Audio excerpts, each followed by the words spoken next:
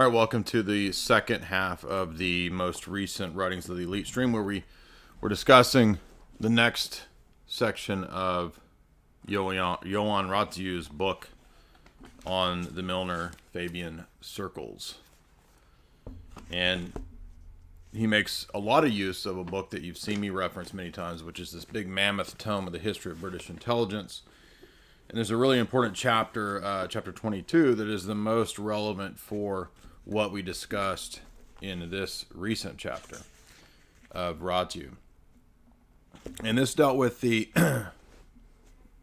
controllers behind the figure of Churchill. Churchill wasn't calling the shots. In fact, he had a lot of money behind him.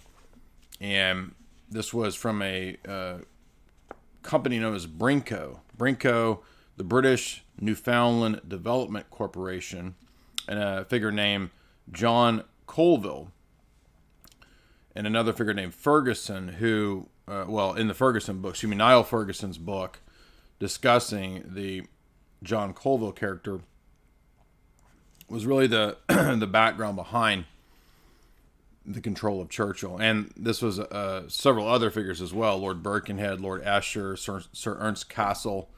All of these had a controlling influence on the figure of Churchill. And he notes that the Druid, Churchill, now that's my point, I think I brought that up, was close to the Milner groups and all their associates, including Abe Bailey, Lionel Curtis, Lord Astor, Lord Birkenhead, General Schmutz. This is where we're going to get the founding of the EU. Sir Arthur Salter, Cassel, and Ralph Child. Sir Henry Strakosch and the American Bernard Baruch, as well as many others, including King Edward VII, later became all of Churchill's financial supporters. So they kind of had him on a monetary leash. And we know that prior to that, the Milner Group, for example, had also been behind the Boer War. And this is discussed in Quigley as well. So we know that this is not a theory. It's actually, there's a whole section on it. In the United States, as we said, the same group of people behind Churchill had their analog in the U.S., and this was through entities like the Metropolitan Club. Metropolitan Club in New York is what would actually spawn the Council on Foreign Relations, and the Metropolitan Club was created by the Vanderbilts and J.P. Morgan together. Thus, we get the eventual rise of the Council on Foreign Relations in, 1921, I think. So, as we said, the Ralph Child, Clive and Set Milnerites were behind the control of Churchill, and thus Churchill was necessarily involved in the support for an EU and for the notion of a world bloc based around a united Europe. So the EU would then be the basis for the other continental unions. Milner Group's Association of Helpers, that's this outer circle of the elite, as you've heard me talk about, became a reactionary warrior class with Churchill, a paranoid aristocrat who renounced the ducal title for the sake of his son's career in the British Commons. So they wanted to give him a title. This is what they always do, right? If you watch Braveheart, they give landed titles to kind of buy off people. But he, for public appearance, didn't go for that.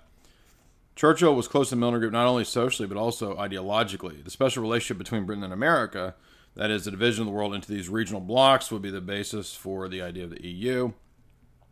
At that time, the elites were pushing for a gold standard because they had a large control of the gold. They had a majority control of the gold. That was not eventually where they wanted to take things. Eventually, they went to pure fiat after the 1970s. But at that time, they wanted gold for control purposes. The EU was thus designed and promoted by the United States as part of the European economic and steel operation to control and suppress Germany. As we said, the Marshall Plan aid then was conditioned upon your relationship to the CFR and to the EU. And so the American Committee for the Union of Europe, I think it's called, the ACEU, was pushed by a bunch of spies Donovan, Dulles, and people in the OSS were pushing for this, and thus they were the same spies behind the not just the shadow government, so to speak, but also behind the pushing of and creating of the EU. And there's a great chapter, in fact, in the book by Dorrell, who is he's a historian, an academic, so it's nothing to do with so-called conspiracy theories. In fact, chapter 22 is all about the European movement. And this is really important because many people suffer from delusions as to where the EU's origins are, how it came about, why it exists, and who was behind it. A lot of people think this was a tiny mustache man. And now, tiny mustache man might have had his version of what the EU would have been, but the real plan came out of the people that were kind of above him, and the people that at one point funded him. So, for example, Dorrell notes in his massive scholarly treatise, one man sympathetic to Poland's aspirations was David Astor, who had created the European Study Group. This is the basis for the EU. So it's created by the Astor, Cliveden, Set, Milner circles. The idea would be to create a non-nationalist order in Germany, and at the core of this group were a number of German immigrants designed to play a key role in the European movement, such as the future lead writer on the Observer's staff, Richard Rix Lowenthal, interviewed and recruited by MI6 Lord Astor, who turned down a full-time position but was subsequently used by MI6 officer Lionel Lowe to establish contact with German opposition. Thus, he was employed as a press officer in Lord Mountbatten's Combined Operations Headquarters in London. Astor continued with this group, which, on the ideas of Cecil Rhodes and the Round Table Group, and its belief that the British Empire should create a federation.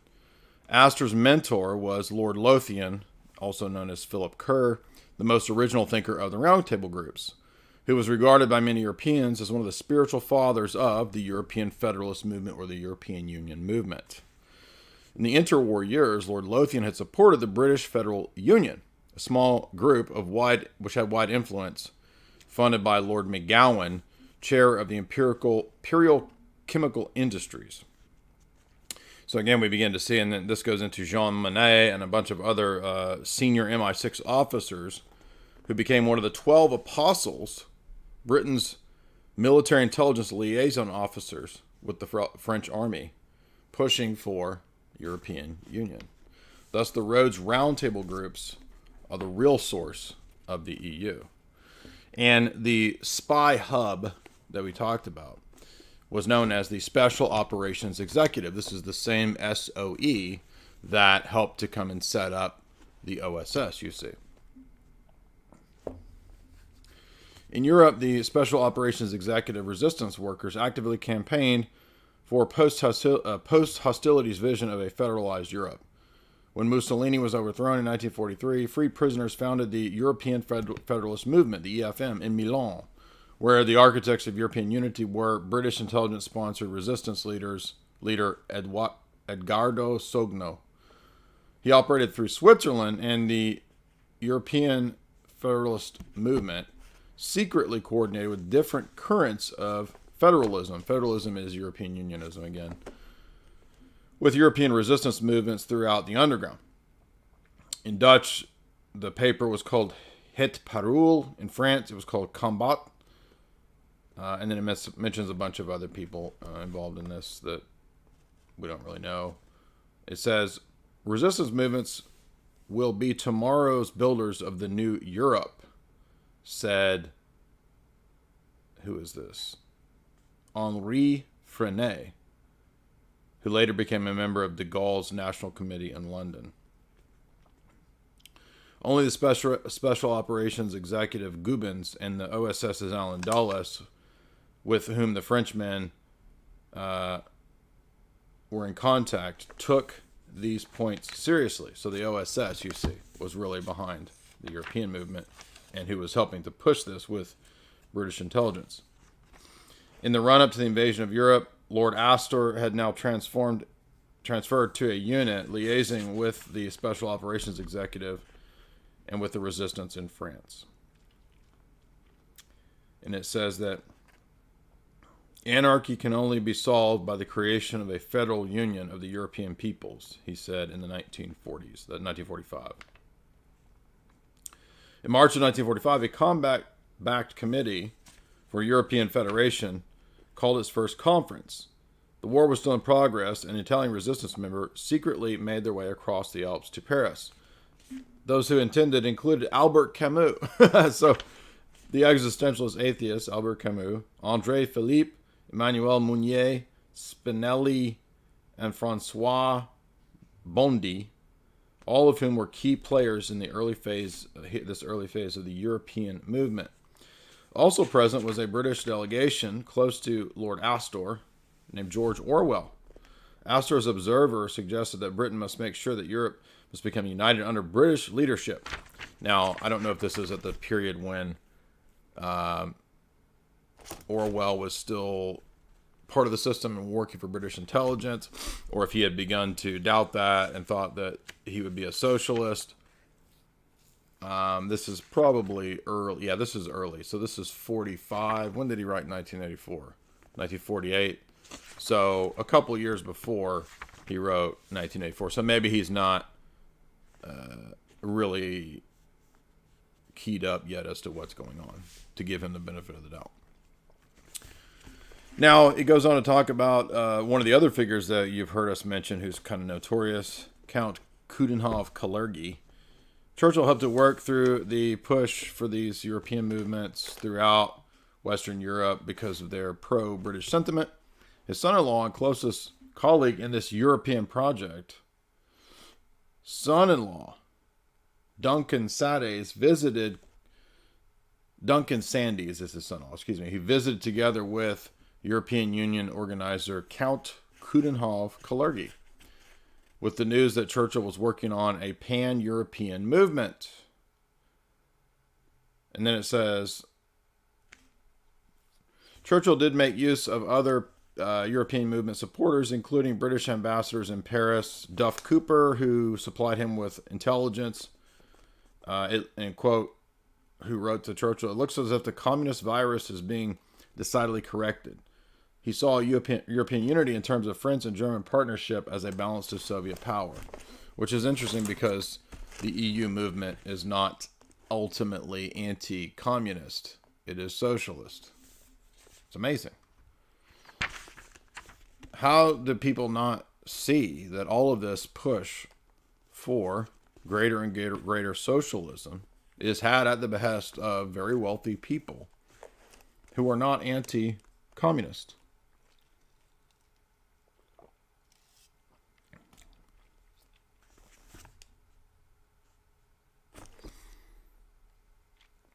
And then Dorrell goes into much more of the United States funding for the European movement. The OSS economists Charles Kindleberger, Walt Rostow, persuaded Jean Monnet, remember Monnet is a key character in this EU movement, and the UN, to launch the idea of United Nations-backed Economic Commission for Europe. This is the ECU, or this is another one of these movements, the Economic Commission movement for Europe. In November, Winston Churchill founded the United Europe Movement with intelligence operative Duncan Sandys as General Secretary. UM's committee of co-opted leading personalities included Julian Emery, Boothby, Oliver Stanley, Lord Leighton, Victor Golans, Commander Stephen King Hall. Stephen King? No, I'm just joking. Anyways, a bunch of people in the British power structure that none of us know anymore. But here's this. Get this. This is where it gets interesting. In the wake of the founding of these EU movements, at the invitation of the U.S. ambassador to London, Avril Harriman, Redinger traveled to the United States to meet with the CFR, where he was then put in touch with John Foster Dulles, among whom America had helped, amongst those in America who helped us the most, John Foster Dulles, it says. again, to push for the idea of a United States of Europe. The positive response to Redinger's visit was made possible with the efforts of Count Coudenhove-Kalergi. Although he regarded as irrelevant in Europe, he had supporters in America for the idea of the EU.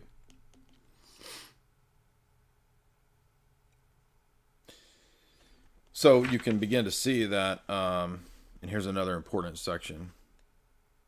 These Churchill individuals, people in Churchill circles, Churchill's vision differed very little from that of Labour. He told an EU movement meeting at the Albert Hall in Britain that he was not to be United Europe will form one major regional entity. There's the United States, there's the Soviet Union, and there's the British Empire, and then there's Europe. These are the pillars of the world temple of peace, he said. And so they move on to note that in the United States, conscious of the tremendous growth of anti-communist feeling, the country and the European unity was seen as a means of resisting Russian aggression. Oh, we got to do it because of Russia. Count Kalergi threw his weight behind the initiative of John Foster Dulles. In April, it was backed by the OSS veterans Alan Dulles and Bill Donovan, who he had helped form a committee for the free and united Europe. So all of this right there. Where's the EU come from? The OSS. Boom, baby. Boom, right there. 462. The European Movement Special Finance Committee was headed by the ICI's Lord McGowan and fellow industrialists and bankers such as Lord Balfour, Lord Newfield, Lord Camrose, his brother Viscount Kemsley, Robert Fleming. That's Ian Fleming's dad. Robert Fleming, or is his name Valentine? Or is it Valentine Robert Fleming? I know his dad's a banker. That might actually be Ian Fleming's dad. Lord Camrose, Viscount Kemsley, let's see, a bunch of other lords and sirs, this giant list. Together with the support of Lloyd's Bank, they managed to raise, at that time, £25,000. But this was not enough to fulfill all of Churchill's ambitions. And so they need, guess who? David Rockefeller money. Economic Recovery Program. Banker David Rockefeller was involved in this Marshall Plan, the European Recovery Program. A total of 18 countries then accepted the Marshall Plan aid, which then put you into this system. So it's a debt control system, you see.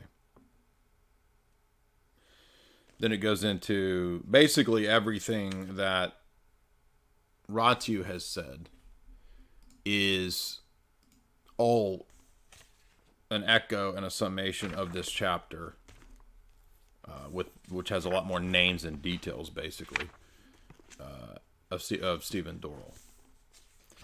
And let's see. Then it gets into the European youth campaigns. They put a lot of money in this time into youth campaigns to push. By now, we're getting into the late 40s, early 50s. It's getting into CIA, right? So it's no longer OSS. The CIA is now putting money into this Cold War push for so-called arts movements. And this is where we get the Congress for Cultural Freedom, which begins in the late 40s and early 50s with the Way International, the European Youth Campaign, World Federation of Democratic Youth. I mean, come on. The success of the conference resulted in the creation of what they called the World Assembly of Youth, WAY, headquartered in Paris.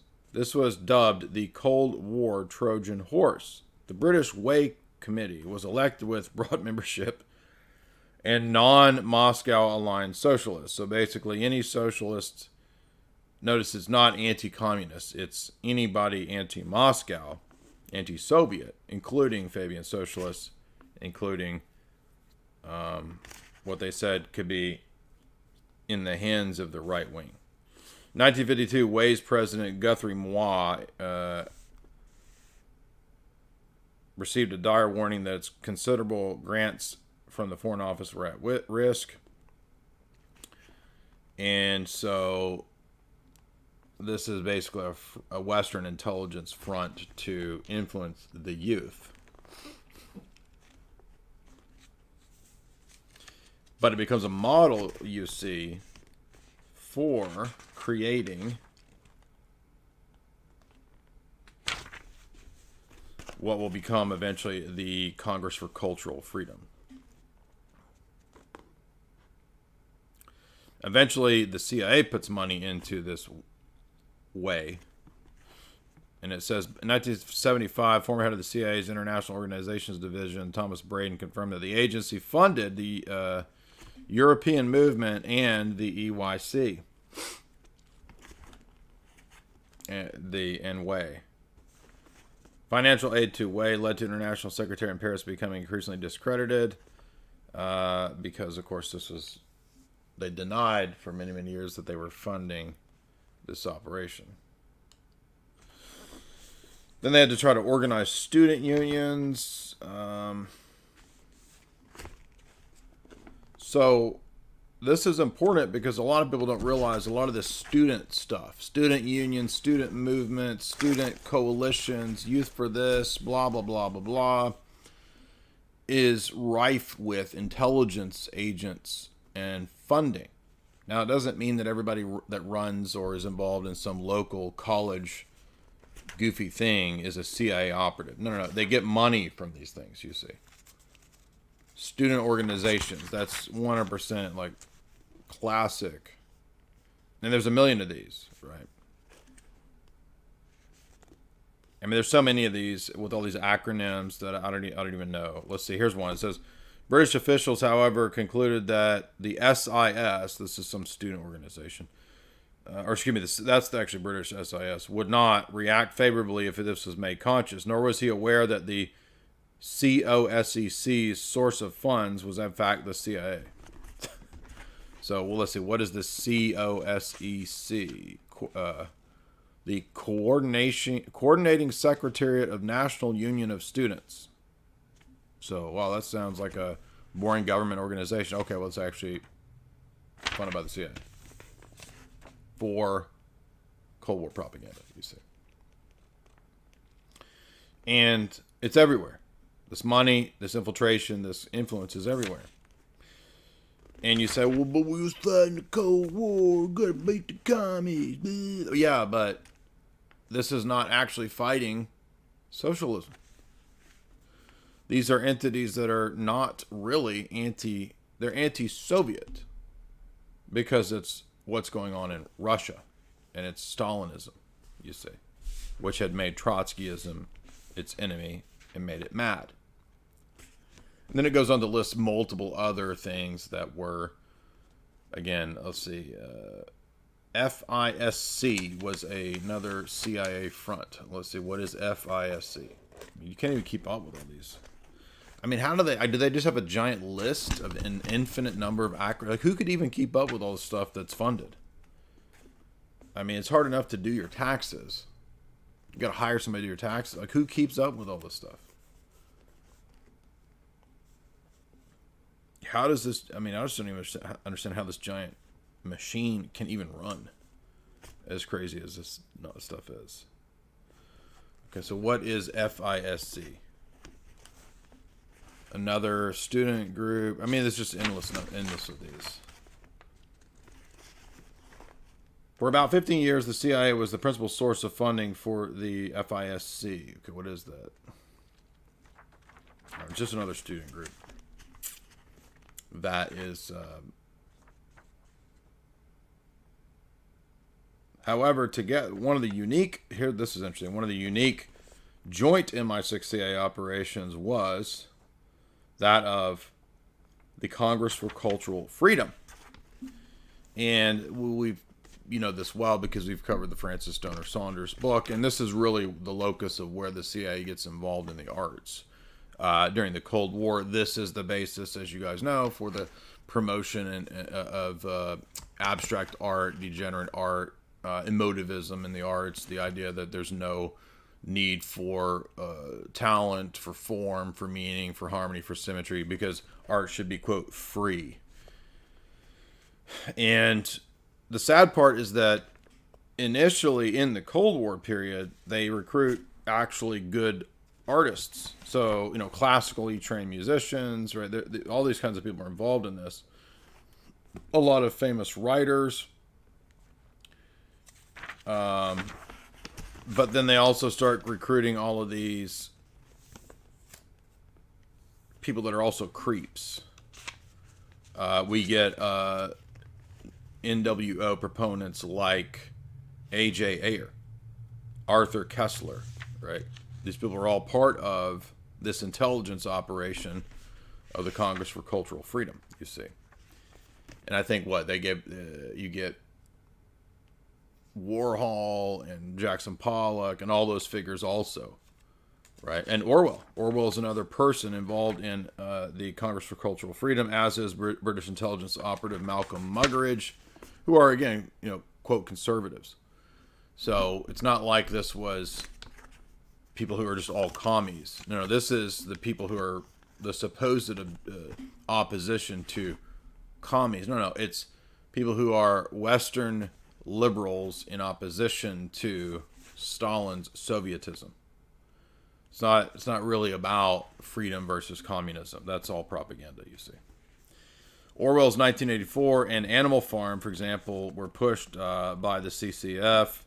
They found it to be effective propaganda against Stalinism, you see. So that's what I always try to say, that, I recognize that 1984 is a great book and it's very insightful, but you understand that it is propaganda. It's Cold War propaganda. And that doesn't make Stalinism good. But ultimately, it's not about Stalinism. It's about Fabian socialism. And that's why it's, I think, still very revelatory for us. Lord Rothschild as well comes up as the MI5 operative, and again, another exemplary character who was not really anti-communist. In fact, we now know that he was playing both sides consistently, giving leaking intelligence to the Soviets, you see. And we've covered that in the interviews that we did with Mark Hackard, due to his translations of the KGB colonel's diaries covering that fact. As you know, Beberg is another one of these creations of the same group, and Beberg was also one of the key entities behind the push for the EU. And this is the Monet Plan, the Schuman Plan. The Schuman Plan is the ECSC, which leads to the EC, European Community, Economic Community. And as we said, that was the ultimately ended up being financed by David Astor and David Astor and David Rockefeller. It follows of the Anglo-American establishment and its war effort, the intelligence and resistance activities connected to this became the drive for the unification of Europe. So they just took all this network of the I remember in college, there was some girl that gave a presentation on the resistance movement, the Rhodes movement. You've heard of this, right? I'm not saying everybody involved in that's bad. I'm just saying that they just took these existing networks and then turned those into networks that would push for the EU, you see. Dean Acheson and Bernard Baruch, again, key players for the American establishment in the creation of the EU. Did I cover all this in the part one? I can't remember.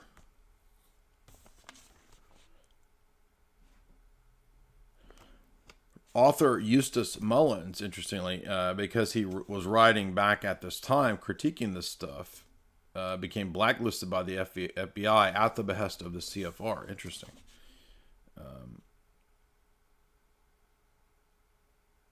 It was the Clivenstadt, the Astors, the Milners, etc. behind the UN-EU movement. And ultimately, he argues, as I've been saying for a long time, that what really rules is the money power, but not actual money. It's actually the fiat power. You see, it's the debt usury empire, and ultimately the British Empire is a front for a giant debt usury system. You see, Eisenhower, Churchill through MI6 and the CIA, for example, staged the coup in Iran that ousted the Mohammed Mossadegh, and that was all done for the Anglo-Iranian oil company interests. You see, so they were doing this stuff for resource control and for private corporate interests. Now 100 years ago, you see. British machinations that aimed to control Iranian oil, in fact, went back to the 1900s, when in fact Iraq itself was created in 1921 under Colonial Secretary Winston Churchill.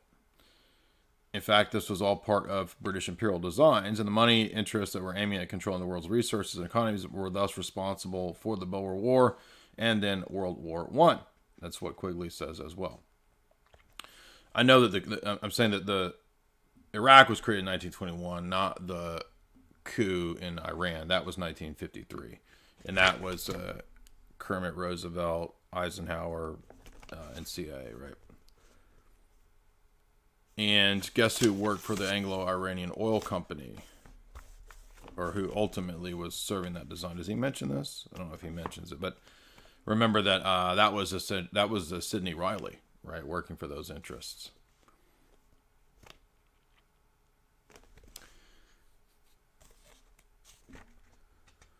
In fact, it was the UK that wanted and provoked the war with Tiny Mustache Man. Or are we? Wait, are we talking about? We might be talking about World War One. Let's see. And the Kaiser.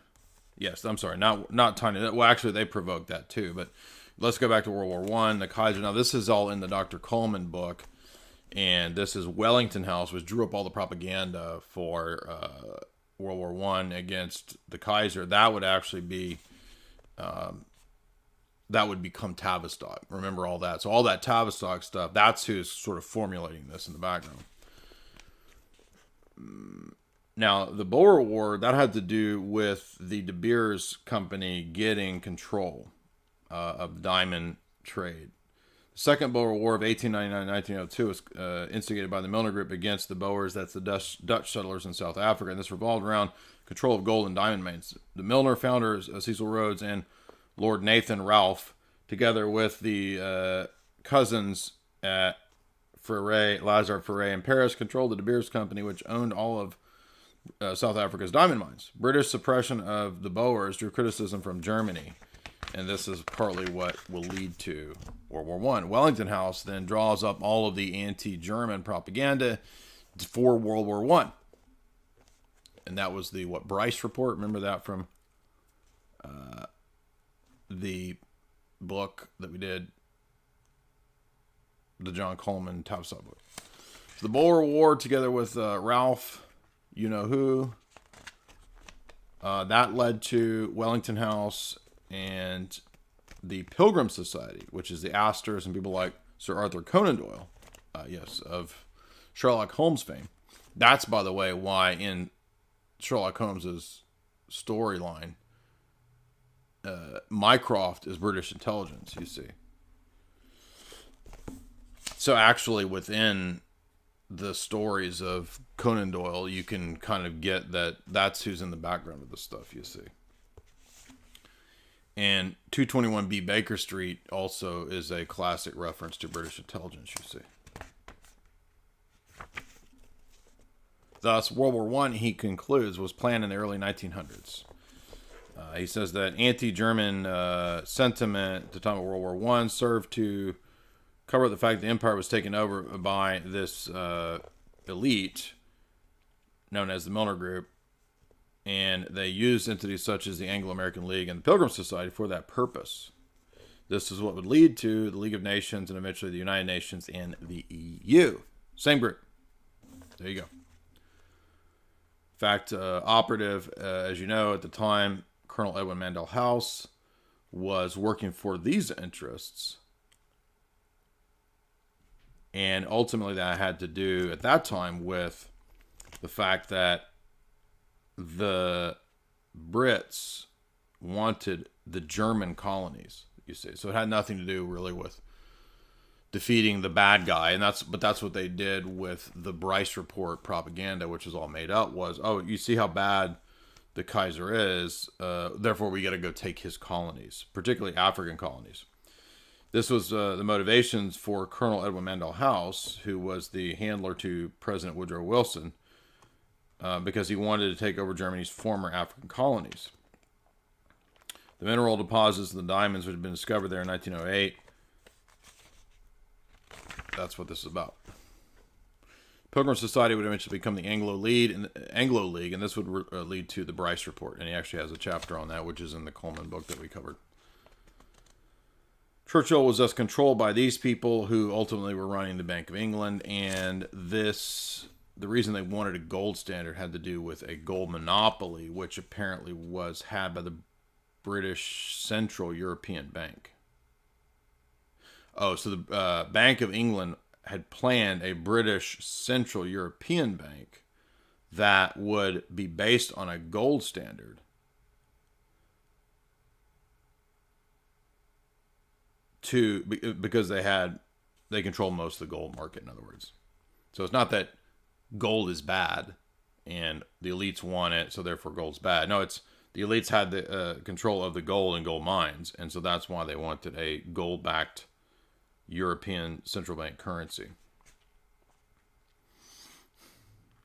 It's essential to bear in mind that the Anglo-American establishment controlled the gold mines, all the bullion brokers, and the shipping and railway lines across the globe, and thus could provide loans against that gold. South Africa's gold production, which alone amounted to half the world's newly mined gold, was controlled by the mining companies appropriately named the Anglo-American Mining Corporation.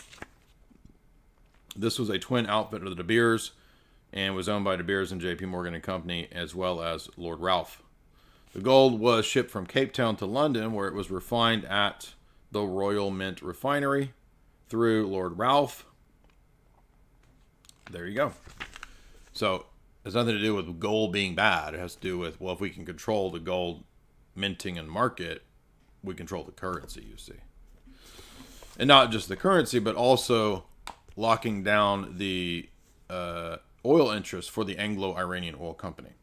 That's it. So, in other words, controlling resources, controlling gold. What was the goal through all of this? In the big picture, you got it. The very thing that Quigley says. Eliminate Germany and Russia, the two potential threats to the Anglo-American power. Thus, this is why they funded the Bolsheviks to renovate and loot Russia. To control a people, you control the gold and the oil. Right? Now, that's at this time. That's before we get, Kissinger saying, if you want to control people, control the food, you see. They knew that you could control food at this time as well. But at this time, they were more concerned with the nature of the world. At that time, they were more concerned with controlling the currency via the gold market and oil. That was the main concerns. And other things, too, like diamonds. But ultimately, this would lead to banking cartels that would run and control international relations. And this is what led to, after the Bretton Woods, the creation of the Bank for International Settlements, right? The BIS, the Central Bank of Central Banks.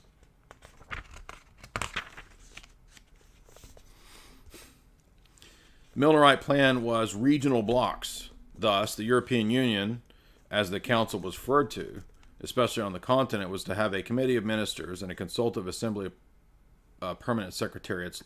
Thus, like the Milnerite bloc, it was to have a common defense organization, a European army, which was proposed by Winston Churchill in 1950.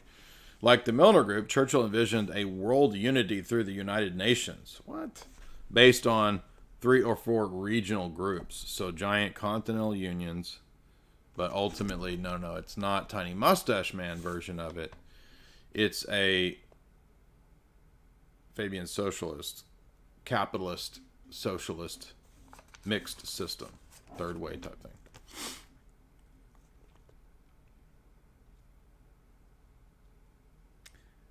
After November 1940, after the war, Lord Curtis discussed the creation of an EU.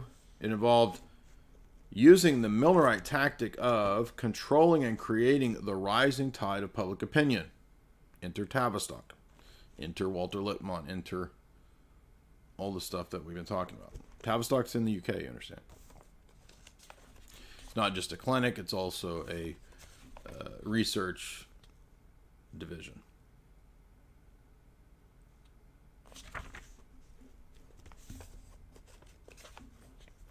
The British plan, which was set out by former Foreign Secretary Bevan in 1949, entailed 3 stages.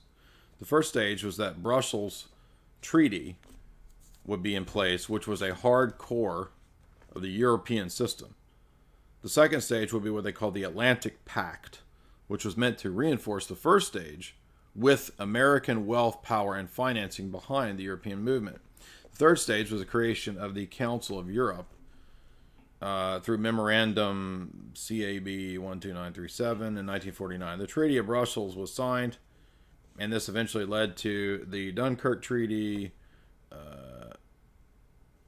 So the EU was an expansion on older treaties, it turns out, including treaties made with Belgium, Luxembourg, Netherlands, and then the Atlantic Pact became the North Atlantic Treaty, which became NATO. So here we get NATO out of this same move for EU. And in fact, he notes, yes, the Milnerites, the Fabian Socialists, were again behind the creation of NATO. NATO was not actually created to defeat communism. NATO was created to be a bulwark and an eventually, obviously, an offensive entity against Russia. It's not about the ideologies, right? I mean, to a degree it is, because Stalin is not doing everything that the Marshall Plan elite want. Stalin rejects the Marshall Plan. That's why we have the Cold War. That's how it begins. Brussels, in fact, as a power structure, is not its own entity, but was in fact eventually thus placed under London through Milner Fabian influence.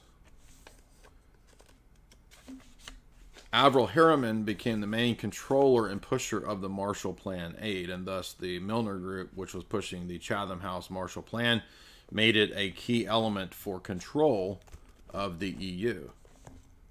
Again, these are the spies, these are the operatives in charge of this. In addition to the European movement, the same international interests launched the Biberg Group. This group developed meetings organized by Redinger in 1952 and attended by all the Chatham House CFR members. Not conspiracy text, mainline History of Intelligence text, page 496. You bet. This is how the world's really run, you understand? The British side of the first members of the Biberg pushing for EU included Lord Grey, Fabian Socialist Lord Grey, Joseph Redinger, Hugh Gaitskell, Fabian Society Executive Committee member Dennis Healy, Fabian International Bureau Advisory Committee chancellors, the RIIA, among other prominent Europeans to join was Fabian collaborator David Astor. On the U.S. side of the members of Biberg were CFR members John McCloy, Alan Dulles, Averell Harriman, C.D. Jackson. Have we heard of him? Oh, yes, he just happens to be involved in the doctrinal warfare program to co-opt the Roman Catholic Church as well as the other churches in America, as well as consulting on alien movies as a propagandist. And then, of course, you got it, David Rockefeller, who has a whole chapter in memoirs about attending and helping to set up Biberg. On the continent were figures like Guy Mollet, vice president of the Socialist International, Italian Christian Democrat Alcide Gasperi. So again, they weren't actually interested in defeating communism. The Christian Democrats are headed up by people including the likes of Konrad Adenauer. Again, who are various flavors of socialist. An organization using the economic approach of the European Union was also funded by David Astor, the ELEC. The Treaty of Rome was thus a product of Biberg, not Tiny Mustache Man. But Tiny Mustache Man followers were also involved in Biberg, like Prince Bernhard of the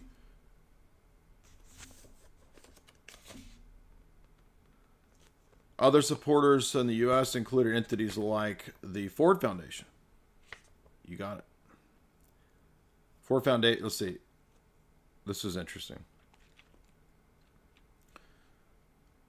The British, where do I start here? This is so much stuff in this.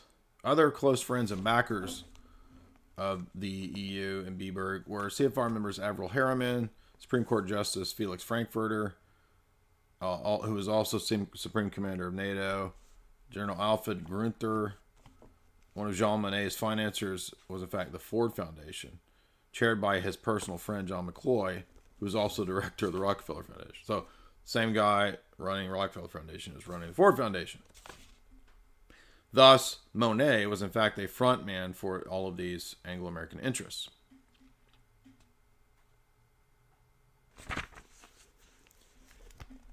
What was the inner party up to? The inner party was interested in what they called world federalism. So the model of EU is going to be the model for the world union. Do you see that? Listen to what it says here. Figures such as Salter pushing for the ECSC, European Economic Community. All these, they're all basically just push for the EU, right? There's too many acronyms to keep up with.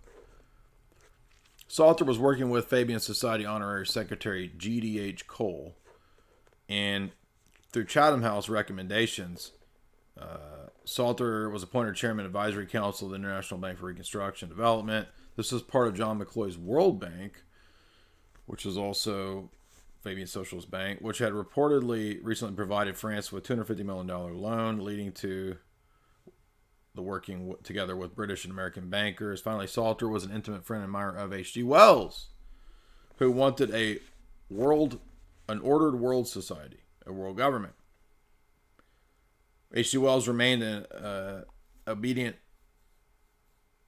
No, I don't know if this means Salter or Wells. I think it means Salter. Salter remained an obedient emissary for Lord Curtis, Churchill, and other leading conspirators until the end. Salter and his bosses shared H.G. Wells' obsession for a world order.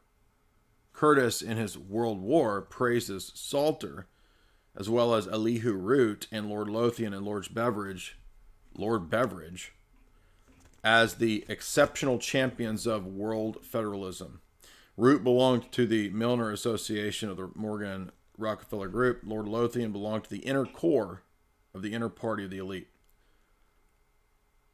Lionel Curtis, as well as John D. Rockefeller Jr., were all in the same circles and party to the same world federalist ideology. Thus, the EU was the creation of a bunch of Milner spy chiefs.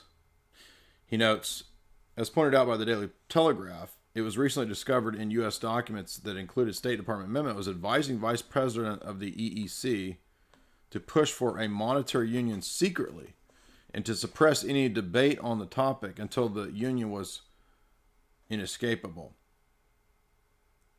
The Telegraph's article has the headline, Euro Federalists were financed by U.S. spy chiefs. Booyah. There you go. Thus, the Marshall Plan and the CIA's OPC, Operation of Organization Policy Coordination entity, which is doing all the black ops, was involved in setting up the Office of Policy Coordination, right? That's the CIA's version of the Special Operations Executive. Was pushed by Frank Wisner of the CIA, and eventually this was successful. And this ultimately dealt with a secretive push for international union to undercut national sovereignty for international sovereignty by stealth. So the memo itself says, by stealth. We will push world government via CFR, via CIA and CFR by stealth. There you go. How was this done? Mobilizing public opinion was key to this conspiracy, according to Ratio. Who was that? Tavistock. You got it. Lippmann, Bernays, etc. There you have it. Who are the key players, thus, in the Schuman plan of the creation of the EU? On the basis of this available evidence, it is indisputable the organizations responsible for promoting the EU are Chatham House CFR circles, which were the representatives of international financial interest, privately controlled corporate interests, thus nothing to do with the people's interest, you see. The key organizers and pushers of the project were Count Kalergi, Hendrik Brugmans, Alcide de Gasperi, Jean Monnet, Konrad Adenauer, Winston Churchill, Paul Henry Spaak, George C. Marshall, and Robert Schuman. These are the people doing the work. Other individuals that we mentioned were putting the money into it.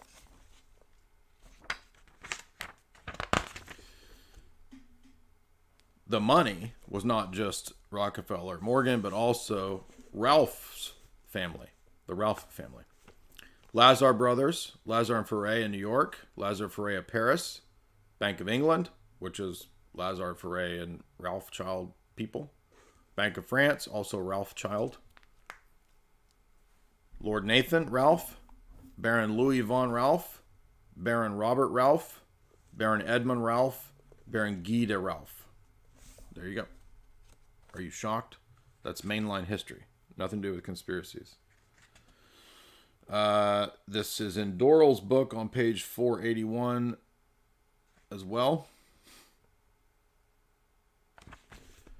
Thus, the British South Africa Company and the same circles of the spies and the elites involving secret accounts and secret budgets were involved in a worldwide conspiracy to set up all of these international institutions, which would lead to, they thought, international government. And it even dupes people like